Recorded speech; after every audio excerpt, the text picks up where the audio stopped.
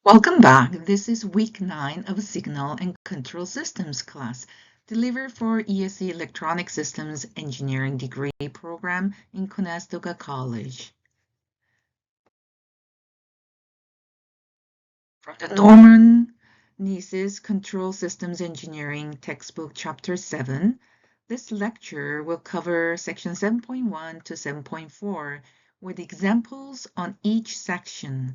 It will conclude with a skill assessment exercise to determine position, velocity, and acceleration constants for a unity feedback system.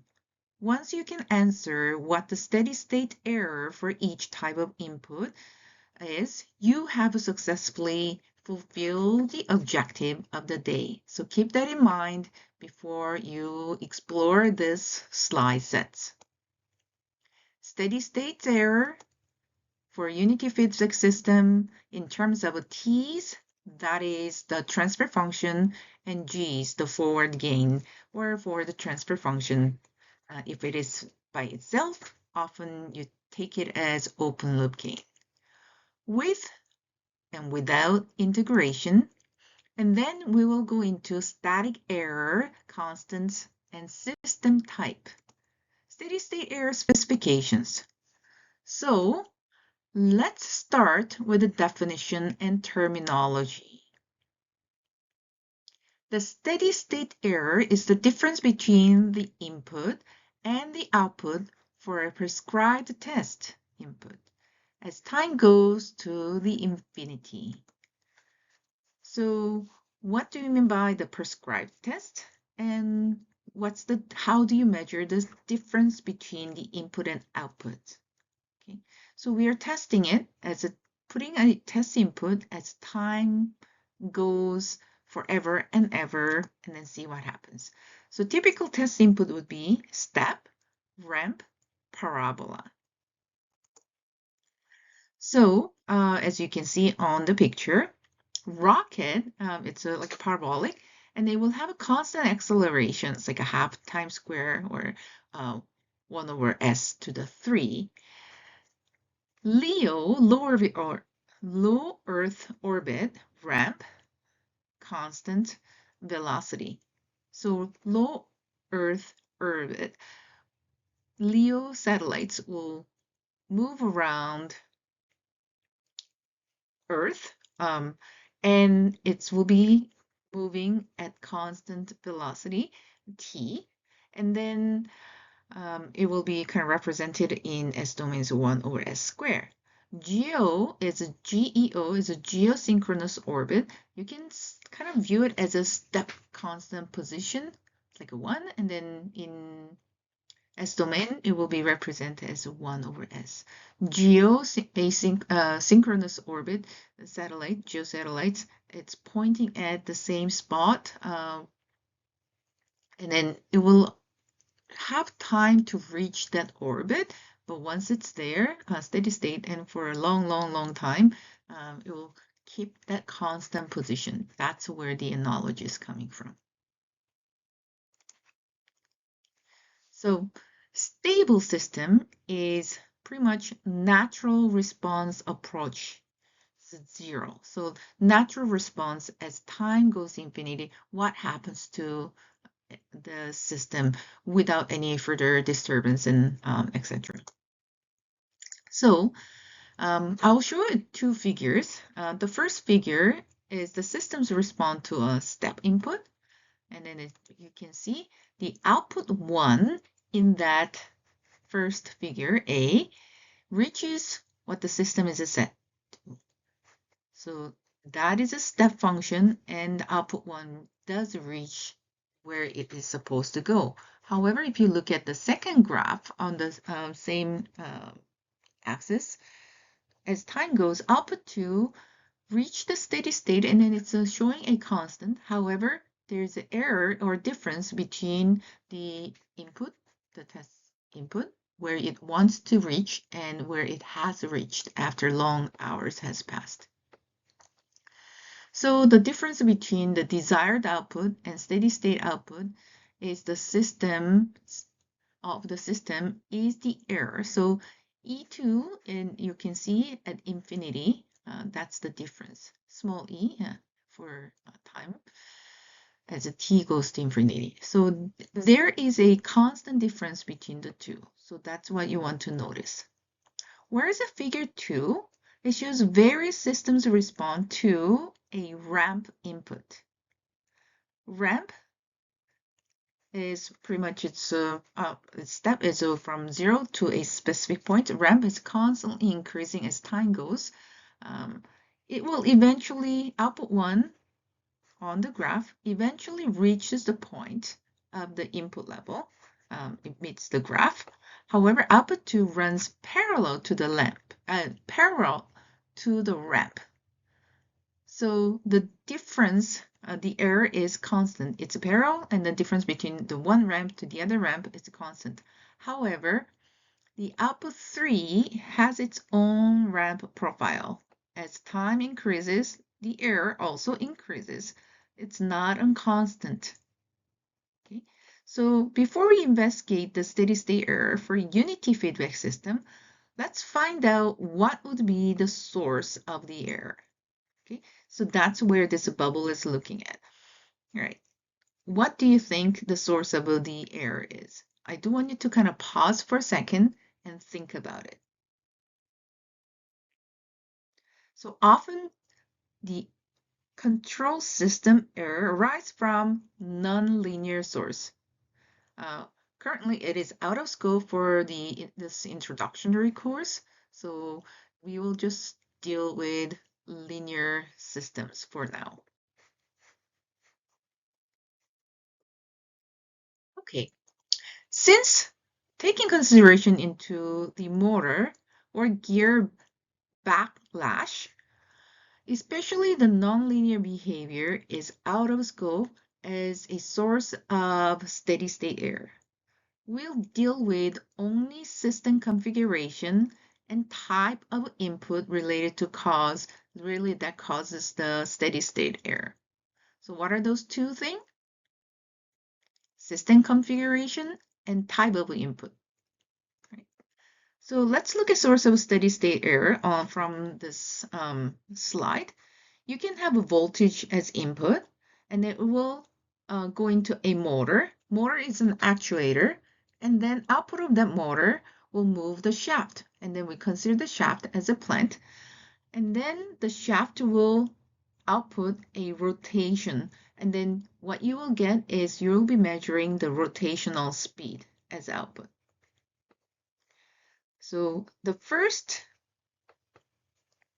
note that we have input as R of S and output as C of S.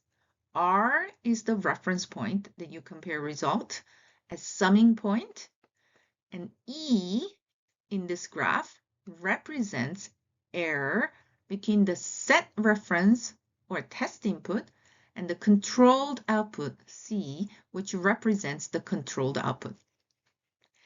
G of S is the gain or forward path on a forward path system, often is referred as a plant.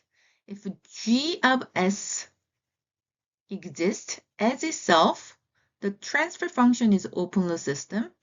However, as soon as you put a feedback loop, regardless of whether it's a positive feedback or negative feedback, it is called closed loop. So it's closed loop system. When you have a feedback loop, that has a gain of 1, we call it unity feedback system.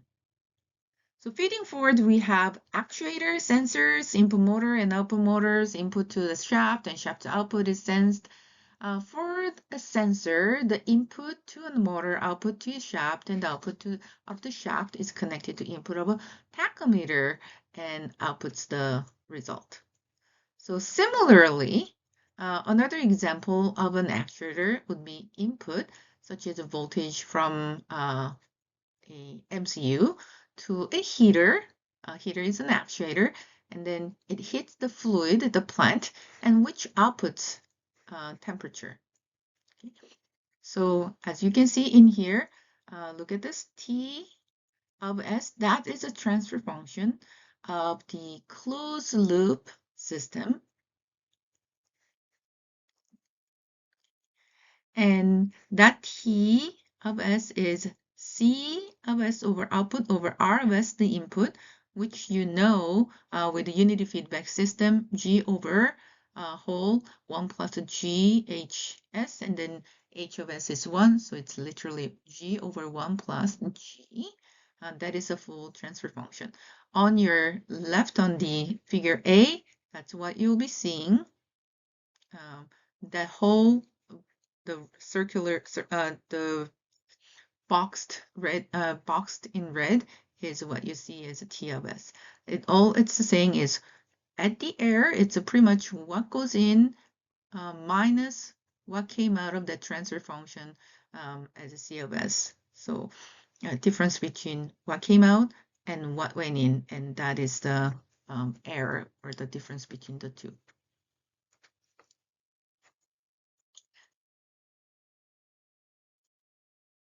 So as you can see, E is R minus C. So let's look at what would be the source of a steady state error.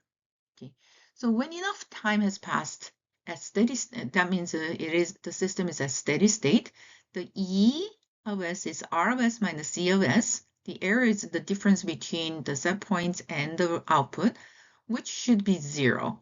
However, there is a pure gain K in the forward path.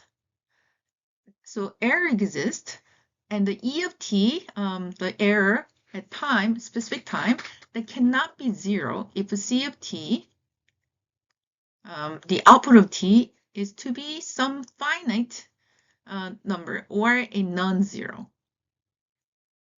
Okay? So there will be some error as long as it's not 0, and then it has a certain value. What does it mean? It is like a proportional controller and its output. So we'll learn about PID. So that is a part of P, the proportional controller. Let's look at figure A. That represents a finite steady state error for a step input. Figure B shows a 0 steady state error for a step input. Is it obvious? Maybe not yet. And when we start having solving some problems together, it will make more sense. So here in this slide number 7, you have these like a typical closed loop feedback system.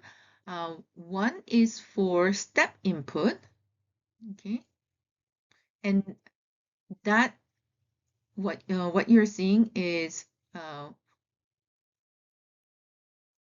that it is showing the errors, the C steady state equal K times E steady state. E is the error at the steady state. Okay. And the E at the steady state is literally, it's like a 1 over K C steady state. So E is up here and then C is down here. So E times K, so E times K was C. So if you just want to find the E is like literally 1 over C steady state. When there's a something finite. If it's a 0 steady, if there's a C exist, and then 0 steady state error for state input will look like the previous slide. Okay, so this equation can be derived as a description of the diagram for a unity feedback system with the overall system transfer function as represented as a T of S. So we're interested in final value error, like what happens when time goes infinity, the final value theorem. So now we have another concept called FVT, final value theorem. It allows us to use a final value of E of t without the inverse Laplace transform of E of S. So you don't have to kind of put it all back to the time domain, but you can literally find out what the result will be. So let's look at the concept of FVT, the final value theorem. where is the S in front of SE of S is coming from? So let's look at this. You know that E is R minus C, and then C is happen to be R times T of S. That's why it's important to draw the block diagram all the time. Okay. And then we can pause the video and then review some limits, but I have a few slides for you. And then I'll review the limits along with you so you have all the essential math that's required to be able to complete this slide sets. All right, so let's continue. So E was R minus C. So E equal R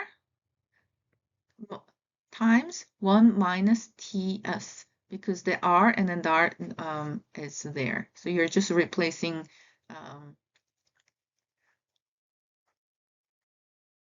C on the minus C of S with the R of S, T of S, and then just putting it together.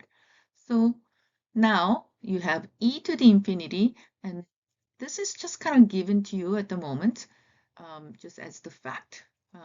At the time limit, time goes to infinity, the E of t, so that is literally same as E at infinity, like E error at the infinity, steady state error at the infinity, equal same as calculating in S domain as limit of S goes to 0 is S times E of S. So this is where I'm talking about where is that S is coming from and how do we deal with limit.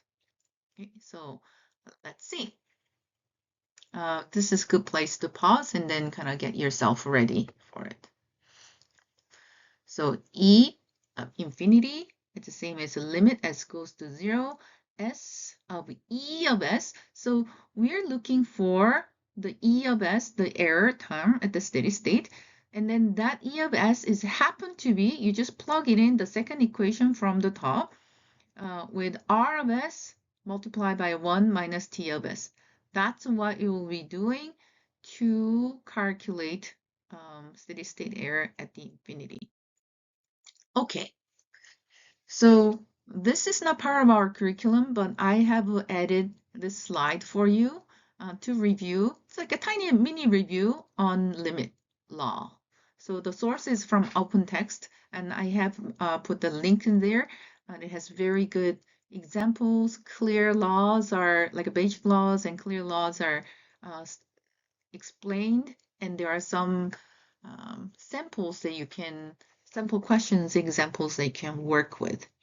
So here, there are in any mathematics and calculus and etc., you need to define what each symbols are for and what kind of condition it exists.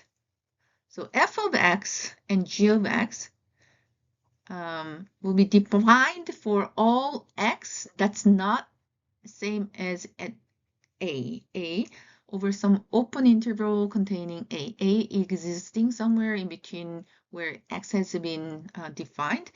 We assume the L and M has to be a real number such that limit as x approaches a, f of x equal L, and then say limit of x approaches a, g of x equal M. So limit exists for over the range of x, and then there is at a point a. Okay, so let C be constant, and then each of the following statements holds. There are 1, 2, 3, 4, 5, 6, 7 laws. There's a sum and difference law and constant multiple law, product law, quotient law, power law, and root law. You may not need all of it, but this is there for you. So what you can do for some law for limits, as the limit x goes to a, f of x plus g of x, then you can kind of separate limit x goes to a and deal with f of x, and then plus limit x approaches a of g of x, and you can, and each limit exists for f of x and g of x at point a in over the range of x. You can literally add L plus M. So it simplifies your calculation. The difference law for a limit, it's similar. Literally, f of x minus g of x, you can separate those two, and then when you find each limit for actual constant that you're finding it, L minus M, so some difference. And for constant, if you have a constant, this is the most, I think this is where you will use most of the time for our situation, as the limit approaches x, limit of x approaches a. C, the constant, times f of x, a function. You can bring out the c, so c times the limit x approaches a, f of x is c times L. So L was the limit for f of x, and then c you just multiply by that constant. So you don't have to do calculation, simplify the calculation, and then you bring that constant term out. Product law, when you are multiplying those two functions, and then what happens to the limit? At the end, the limit is literally just multiplication of itself. So up to here, some difference in constant and product law are simple to understand. There are a few more. The quotient law for limit, that means it's like what if it's f of x over g of x. So you're literally dividing these two functions. It will each section, like a one on the numerator, one on the denominator, both will have its own limit. It's literally L over M. However, one on the number in your denominator cannot be 0. So M must not, for M, when M is not 0, that holds true. Power law, that's interesting. So same limit as x approaches a. What if you are having f of x to the 2, f of x to the 3, f of x to the n? It's the same. You can literally, limit exists for f of x, and that's been known as L, and it's exactly same thing, it's L to the n for every positive integer n. You cannot have a negative n that's like a 1 over or square root of. So root law, that was power, and then root law for limit, square root of f of n, if n is 2, and then 3 if it's n, etc.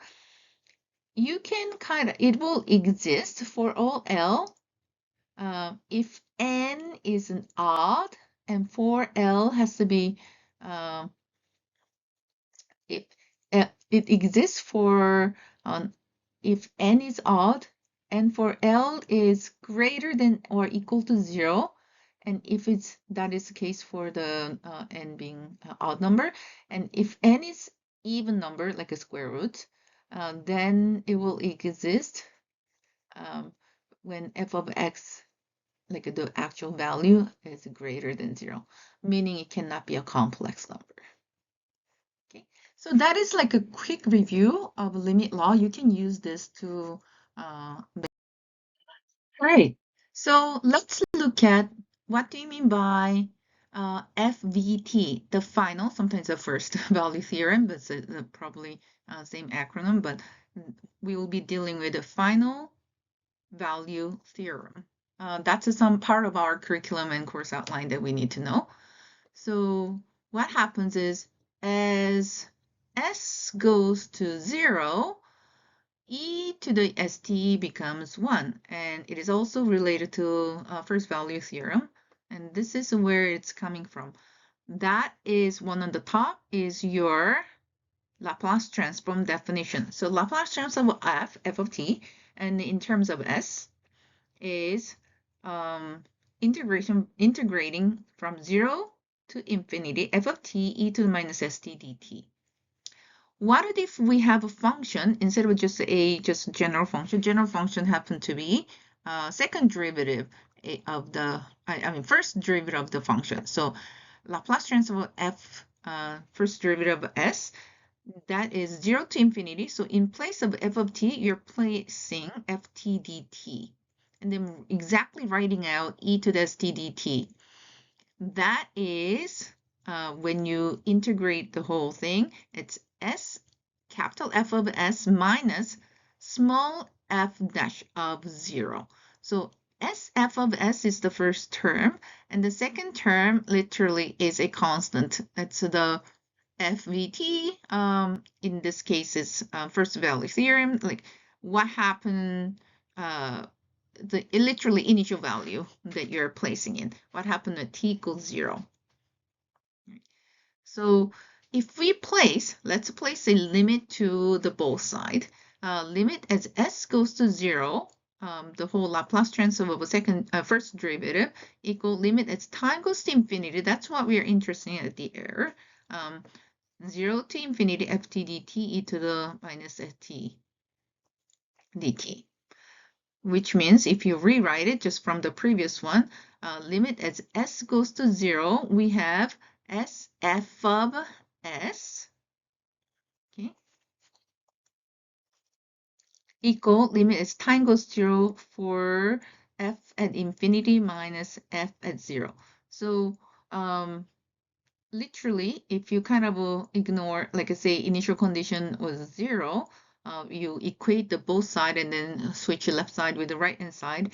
Limit as time goes to infinity, f of t equal limit as s goes to 0, s f of s. That's where this whole equation is coming from, using final value theorem. So as time goes to infinity, that's the same as if the limit of s goes to 0, f of t is the same as s f of s. So that's where the equation came from. So let's look at the next slide.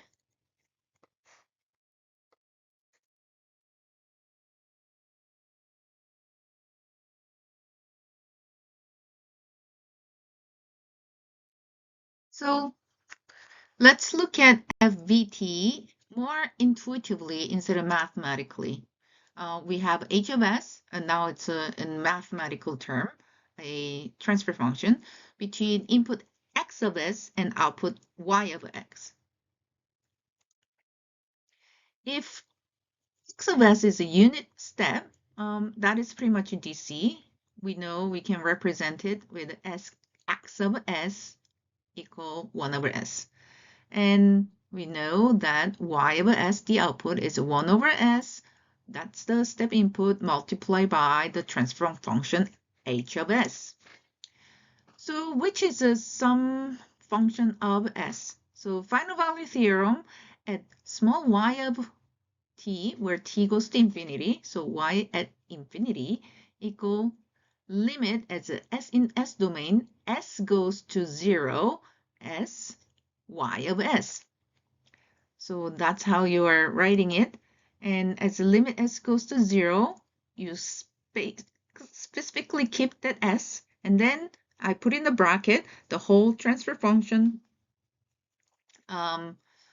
y of s, which is 1 over s h of s.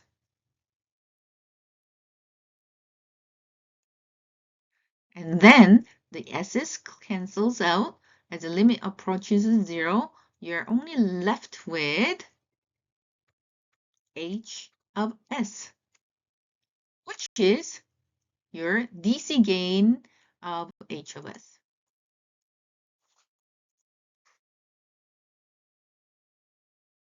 Let's try this one.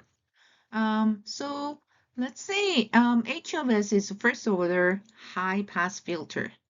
High pass filter, V in, V out, you have a C and then R across those. And then let's say x of s is a unit step, and x of s, when x of s is a ramp input with a slope of 2.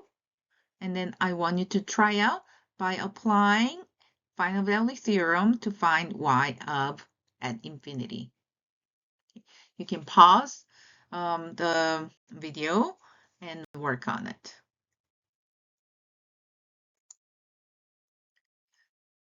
So what would be required condition for FVT?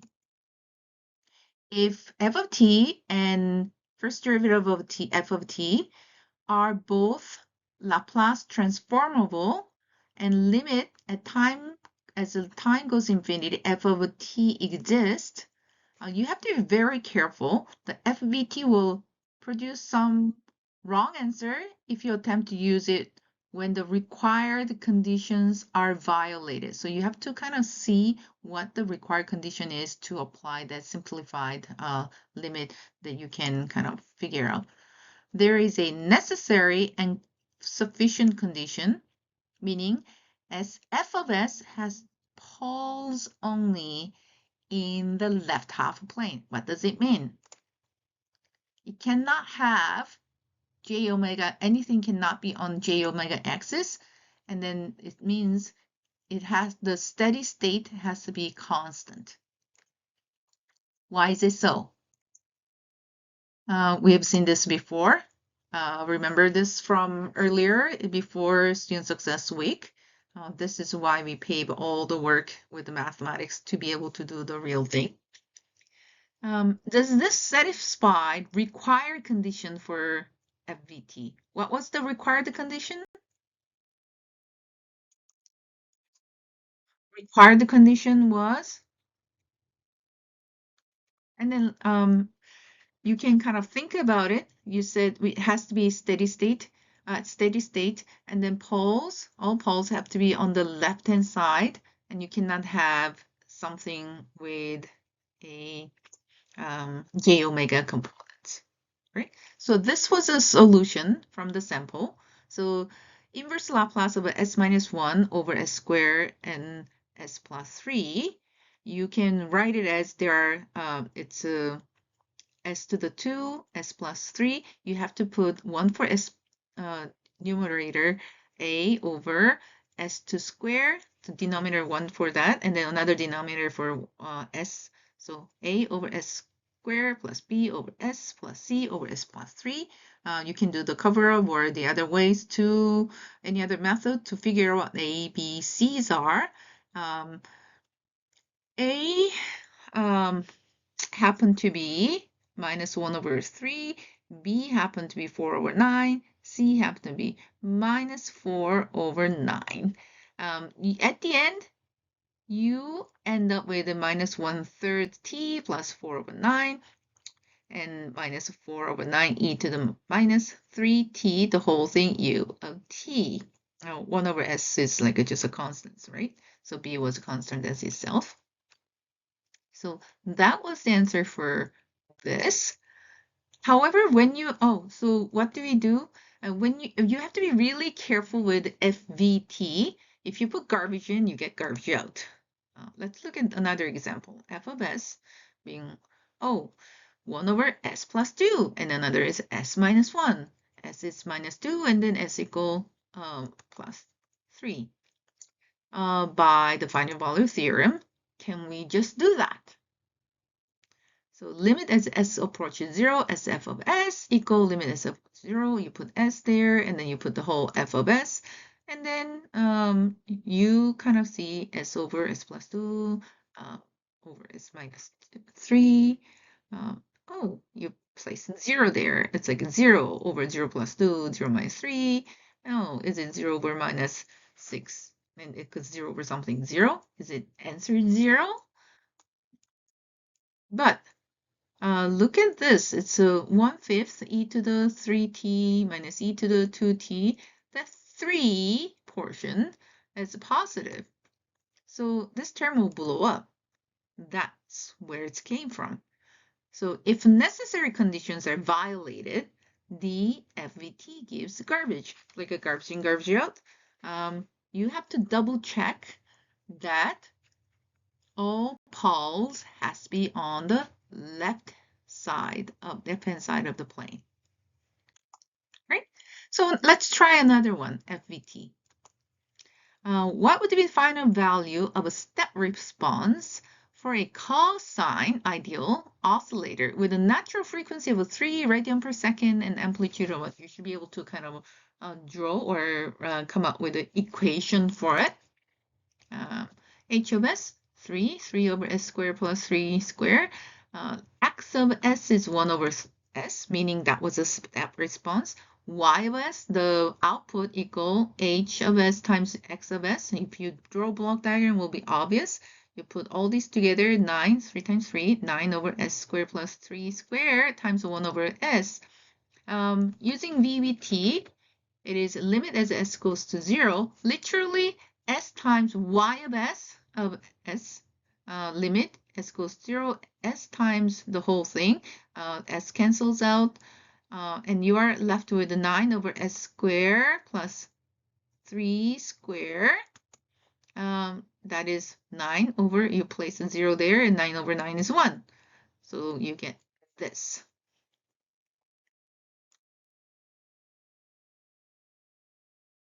Huh. What does it mean? Where's the steady state error? What was the one of necessary condition? You should not have a j-omega term or oscillating term. Why did it not work? I think I just answered it, but I want you to think about it.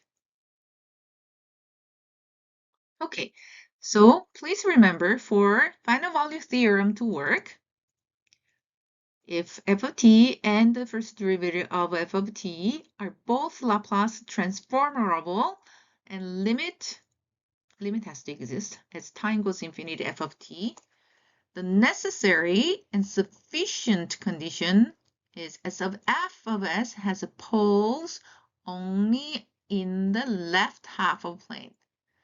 You cannot have it on j omega axis. So it may have a j omega terms, as I will correct earlier words. It cannot be on the imaginary axis, like a pure cosine or pure sine. All right, let's do some worksheet. You can pause, and then you may have about 15 minutes to kind of work on it. And you can pause the video and try it out yourself. But I'll show the solution right away for to contain this video in within the whole video slide. This is slide 19.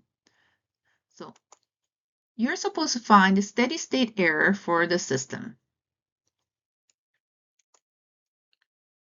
Let's say t of s is 5 over s squared plus 7s plus 10. You don't have to do the unity gain. This is not it yet.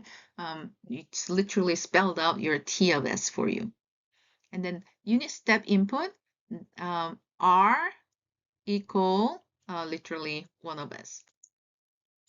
So in terms of a g, if you were to, that is an exercise you're supposed to. In terms of a g, that is one that it's showing unity feedback system, closed loop.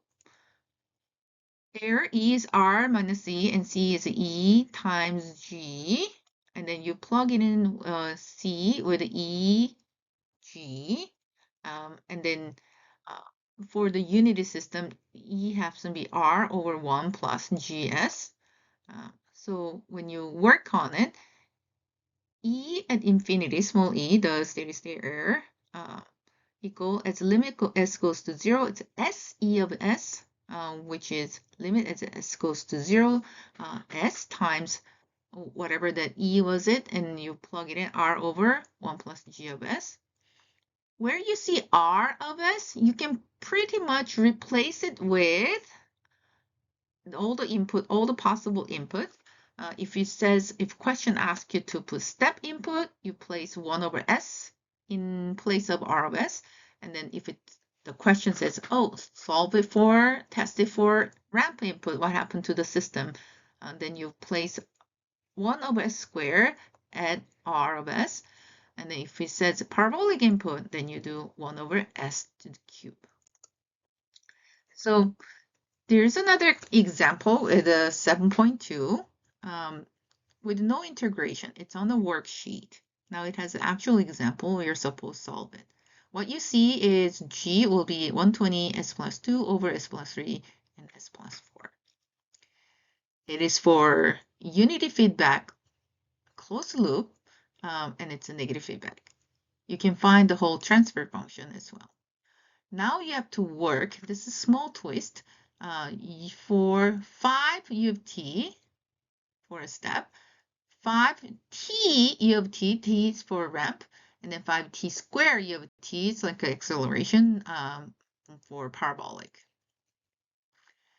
U of t is the unit step. And then find the steady state error for all these cases. So for this one, I will give you a solution along with it. We'll deal with 1 for 5 U of t. That's 3 different cases you're solving from.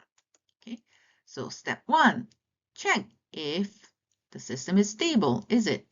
Are poles on the left-hand side or not? And step 2, place 5 U of t with 5 over s. So this is a detailed one. So for input 5 U of t, it's asked you to solve for all 3 cases, but I have a bolded one that we are solving with. We check this if it's a stable. Yes, it is. It's not garbage in and garbage in and garbage out. It's something that's useful that we can apply the final value theorem. Step 2, you convert 5 U of s as in terms of Laplace transform in Laplace domain, which is 5 over s. So e at infinity, now we kind of put subscript saying e error for step at steady state, which is at infinity, equal limit as s goes to 0, because that was the time goes to infinity, as r of s over 1 plus g of s. That's the equation we got from earlier slide. So in place of where you see R of S, that's the input, testing input, you just plugging in what that is. It's a 5 over S. So the black X and the red X cancels out over the same thing. You can kind of rewrite it as 5. The constant comes out from the whole bunch of limit law over 1 plus g of s, and then limit s goes to 0. So you only deal with g of s and then see what limit exists in there. And g of s has to be 120, and then 120 times 0 plus 2, which is 2, over 0 plus 3, 0 plus 4. 3 times 4 is 12. So 120 times 2 over 12, literally, you end up with 5 over 21. So at steady state, and although we calculate the limit in S domain, the value that you're reaching is in time domain, the difference between the desired output and actual output, which is 5 over 21. So next, we'll work with 7.2, still continuing. You see which one is bolded? Let's check out what if your test input is 5t u of t. So check it's stable. Yes, we already did. All poles are on the left-hand side of the plane, S-plane. Step 2, what is 5t of u of t? 5t is the ramp. It's a 5 over s squared in S domain. So E at infinity, like error, steady state error at the infinity, time goes to infinity, equal E. Now we will have a small subscript saying our test input is a ramp. So E subscript ramp at infinity. You're plugging in exactly where R of S is with your test input, which is 5 over S squared. So on the second line, you can see limit as a limit of the system s goes to 0. It's s5 over s squared. So the s on the numerator square, s squared in the denominator cancels out. You or end up with the 1 over s. Okay. That is multiplied by 1 plus g of s. It's written in this way. I want you to spell out on it. So it's a 5 over the whole bunch. So that is 1 over s times 1 plus g of s. So that's where s is here, and then n plus s limit as it goes to g of s. Since s is 0, that's not taken into consideration. You don't even have to find the limit for g of s because it's multiplied by s right there, 1 over s, 1 over 0, it is infinity.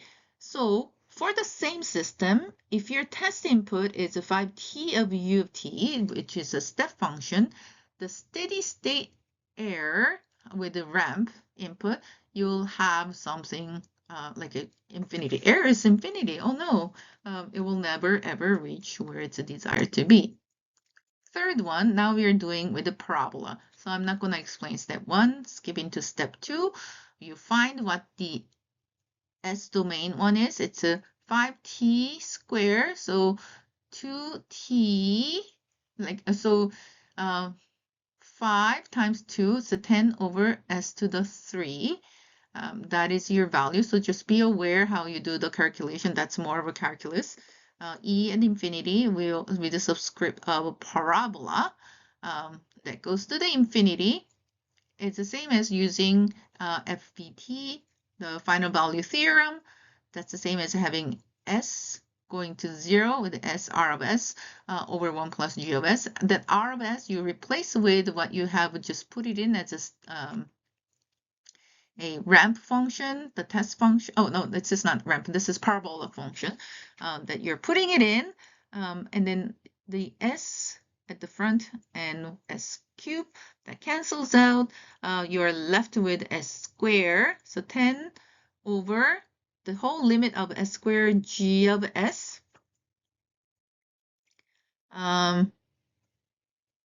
Let's do the calculation. Regardless the rest of it, it's 10 over 0 because S squared equals 0. We'll double check this calculation, but even without that, you know it's a 1 over S squared, that when S goes 0, it's a 1 over 0, like something over 0 is infinity. Okay. Here's another worksheet. I know time has passed quite a bit. This is slide 27. There's another example. It's also in the worksheet. Now this is with some integration. So let's look at same input, but this system has some integration on it. And then let's look at what happens. U of t in here, defined as unit step. And let's find the steady state errors. Okay. I guess you have to find on your own.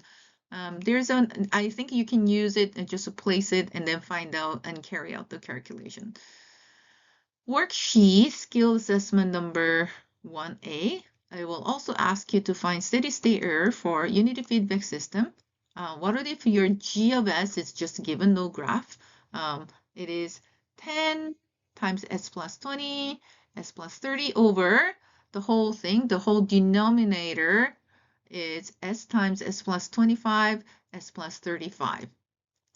For case of input, that's similar. You should see the pattern. 15 U of t, 15 t of t. So first one is just unit input, step input.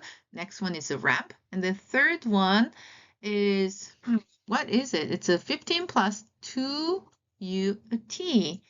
Slightly different. It's not parabola or etc. But and then let's have a look at it.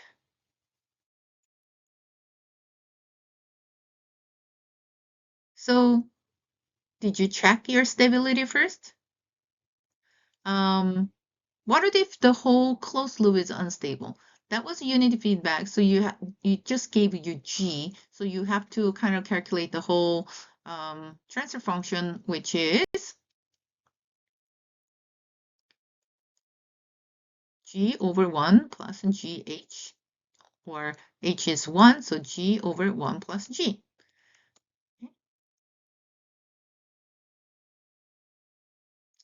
There is a static error, so that is something that you will consider. And for a static error constant, this is new concept. You have to know for E to the as the time goes infinity, that's a literally steady state error. For step, you write it as 1 over 1 plus limit s goes to 0 g of s. Whereas for ramp, it's 1 over limit s goes to 0 s g of s. And then for parabola, you have 1 over limit as s goes to 0, s to the square g of s. You want to pay that attention to. That is actual error. And then we can kind of say, come up with, instead of keep writing the whole thing, we can define or let KP, or KP small subscript p stands for position, is a kind of step. You can kind of put it as limit as x goes to 0, g of s. You replace that with a capital K with small p. And then that is called static error constant. Okay, K small subscript v representing velocity. You can think of it as a t. Limit s goes to 0, it's sg of s, and then k for acceleration, k small subscript a. You can think of as a parabola input. For the static error constant, k a is limit as s goes 0, s square g of s. So that's how it's defined. Then once you do that, you can reverse it and find the steady state error instead of keep rewriting the limit. So, steady state error as S with an S domain, that's example 7.4, via K. And then let's look at what happens to all these three systems. I want you to evaluate the static error constants for these. Will you be able to do that? Find the expected error for step, ramp, parabolic input. Work is straightforward, but it does take time. As long as you have a clear concept and then use those equations and knowing where it came from, it is easy. You will be able to reach the desired output. So here's the answer. Okay. For an input, Kp, this is a value for step, and then for ramp, you have a infinity, infinity. The steady state error is 0.161. For a system, Kv, then we find it, and it is a ramp. And your E for ramp, and then E is infinite for step, and then you would have something 0.032 for a ramp input, but for parabolic, you will get like a 0.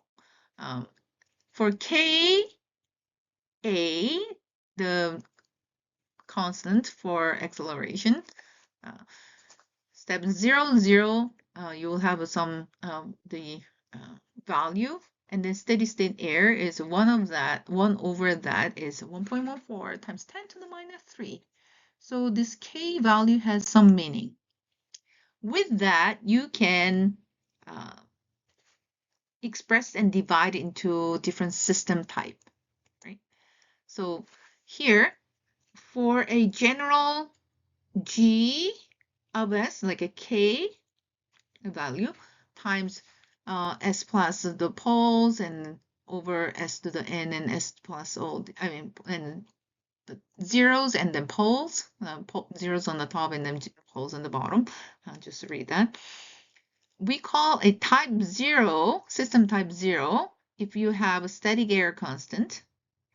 We call it type 1 if you have a static error constant is with a ramp, which is 1 over kV type.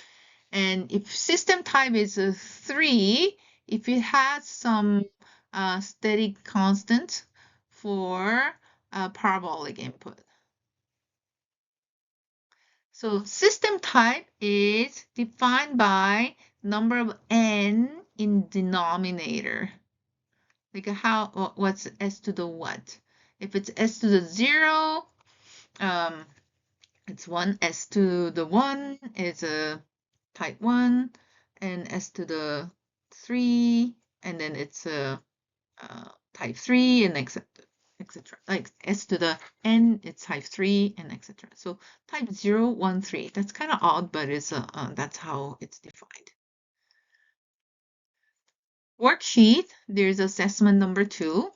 For a unity feedback system with a forward transfer function g of s, for example, g of s being 1000 s plus 8 over denominator being s plus 7 and s plus 9, you need to evaluate system type, what type it is, by testing with the Kp, Kv, Ka, and then evaluate that and find the steady state error for what happens with the step, ramp, parabolic input. So it's like lots of work. So for that, I'm going to give you answer right away. It's if you can kind of look at it and then pause and then try your work. Then in between the work time will take about 20 minutes and so on. But let's look at this, what happens to it. For a unity feedback system with a forward transfer function g of s, you are supposed to solve it, and this is what happens to it. So you define g of s, which is you copy from the question itself. This is type system. This system is type 0, since s to the n is s to the 0. There's no s's on the system, as you can see. Kp happened to be 127, Kv is 0, Ka is 0. You don't even have to calculate Kv, Ka. Once you define the system, you only have a Kp. So E step is as a Kp is as the limit goes to 0 g of s. When you calculate it, it will be 7.8 times 10 to the minus 3. Be careful, there's a 1 plus portion there. And for ramp, it's 0 over 1 over 0, that's infinity. 1 over 0 squared, that's like not 0 squared. 1 over Ka, which is 0. 1 over 0 is infinity. So that's how you write it. And then you can complete for the rest of it. So steady state error specification. What does Kv being 1000? What does it tell you? And you check whether system is stable. Well, yeah, it is, based on the equations. And it's a type 1. The ramp input will be the test signal. Okay, because it's saying Kv. Kv literally means, okay, there's a 1 over Kv is like a 0.001. It's reaching steady state error is small. It's reaching a point.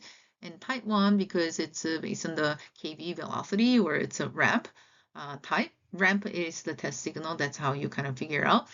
And then steady state error between the input ramp and output ramp is 1 over Kv per unit step, unit in input. Example 7.5, interpreting the steady state error specification. Okay, so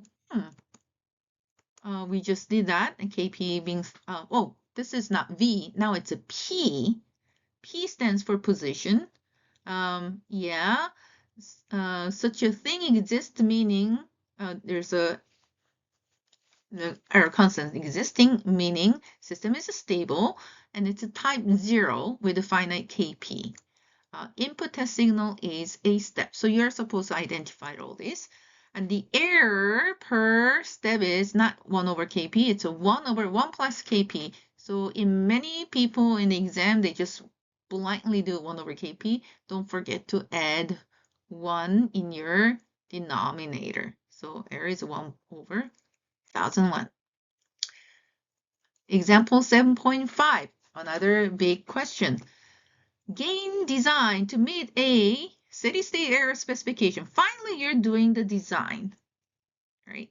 So after all the math that you have mastered, and you're literally finding and describing a way to get what you want by being able to vary the value for K. And then you have to figure out what will be the proper range.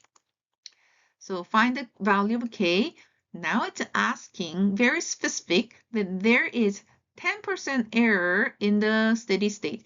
So you can have a 2%, 5%, 10%, 20% error, and etc. Oh, that's not good. So let's say within 10%, how can you calculate it?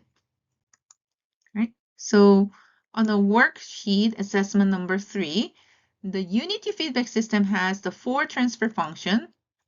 Say, for example, I'll give you such a thing, a g of s, the k with the s plus 12 over denominator s plus 14 multiplied with this plus 18. You're supposed to find the value for k that yields a 10% error with steady state. You will end up getting answer k being 189. Why don't you just try these one out and bring it in. So in summary, we have covered the analysis and design of feedback control system for steady state error. I gave you basis of system configuration and group of selected test signals such as step, ramp, and parabola. We can find the steady state error performance, and then limits were taken for steady state error constant. And this is a reference for you on these chapter 7.1 and 7.3. I have asked you to read through first and then go through this video and slide and try out these examples. And we'll also take up these in classes. Thank you for your patience. The end.